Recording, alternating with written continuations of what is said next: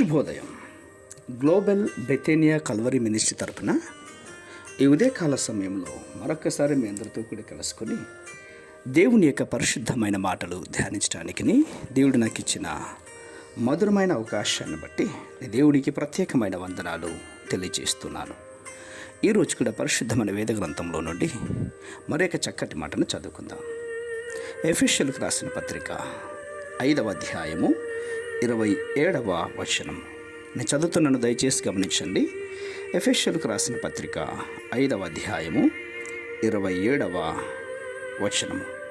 అటువలే క్రీస్తు కూడా సంఘమును ప్రేమించి అది కలంకమైనను ముడతైనను అట్టిది మరి ఏదైనాను లేక పరిశుద్ధమైనదిగాను నిర్దోషమైనదిగాను మహిమగల సంఘముగాను ఆయన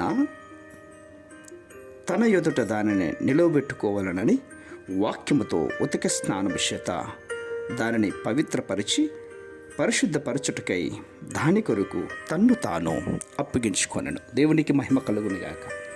చాలా విలువైనటువంటి మాట పిల్లారా, మీరు పొందినటువంటి మహిమను కాపాడుకునే దానికోసం మీరు పరిశుద్ధంగా ఉండాలి అని మాట తెలియజేస్తోంది.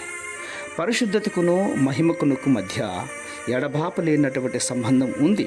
పరిశుద్ధంగా ఉన్నప్పుడే మనము మహిమను పొందుకోగలుగుతాం.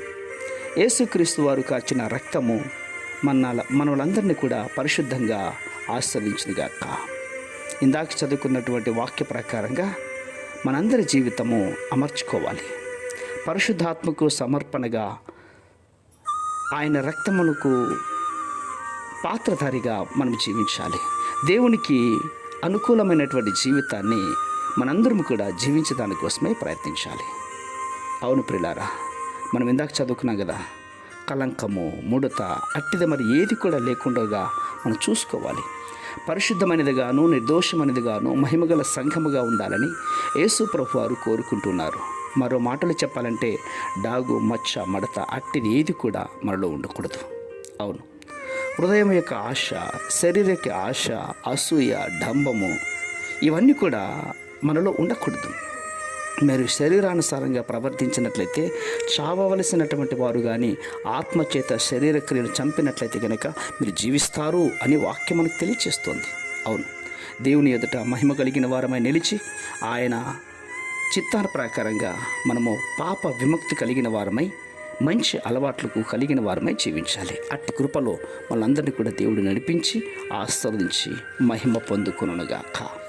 ప్రేమ నమ్మకమైనటువంటి మా ప్రియ పరలోకపు తండ్రి, నిజమేనైనా ఇందాక చదువుకున్నటువంటి వాక్య ప్రకారంగా ఈ మాటలు వింటున్న బిడ్డలందరూ కూడా మీరిచ్చే దివ్యమైన ఆశీర్వాదములకు పాత్రలుగా జీవించే మహిమ కలిగినటువంటి మనుషులుగా మార్చినందుకే స్తోత్రాలు అర్పించుకుంటూ చిన్న ప్రార్థనను మా రక్షకుని యేసయ్య బట్టి అడిగి వేడుకను పొందుతున్నాం మా తండ్రి. ఆమేన్, ఆమేన్, ఆమేన్.